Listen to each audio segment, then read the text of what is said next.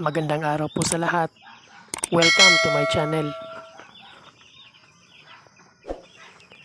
Ngayon po ang day 11 ng aking mga alagang broiler. At ito na po yung kanilang sitwasyon sa day 11 at yung kanilang first day dito sa grower cage. Tinanggal ko na po yung papel na nilagay ko dito sa gitna kasi hindi rin naman nila aapakan. Doon lang sila sa gilid na walang papel lulubog. Kaya tinanggal ko na lang yung nilagay kong papel. 4 na waterer po yung nilagay ko at yung 2 waterer ay may halo po itong vitamins. At yung 2 naman ay pure water lang yung nilagay ko. So 2 waterer na may vitamins at 2 waterer na pure water. Masaya po ako sa aking obserbasyon na mas masigla na sila ngayon na nasa grower cage na sila at di na sila hinihingal. Yung isang concern lang po natin dito sa ating mga alagang broiler ay medyo mahina silang kumain. Nagre-research na po ako sa pwede nating i-action dito sa ating concern.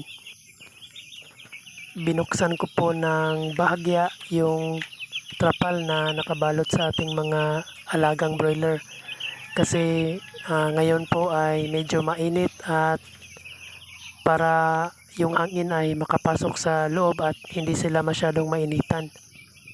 Pero kailangan ko pong maging alerto kasi baka bigla na namang aambon at bigla namang uulan kasi ganito rin po kasi dito sa amin sa mga nakaraang araw na sa umaga ay sobrang init pero pagkalipas ng ilang oras ay aambon at bubuhos yung malakas na ulan. Kaya dapat po na tayong maging alerto sa panahon. Ngayon pong umaga sa day 11 ay ito po yung kanilang sitwasyon. Kapag nahiligan nyo po yung pagbobroiler ay sinisiguro ko sa inyo na isa po ito sa nakakapagpatanggal ng stress yung tinitignan nyo sila sa umaga at sa gabi. Sa gabi po ay tinimbang ko rin sila at nag-average live weight po sila ng 280 grams. Ngayon pong day 11 ay kinalulungkot ko pong ibalita na mayroon po tayong isang mortality. Nangyari po ito sa gabi.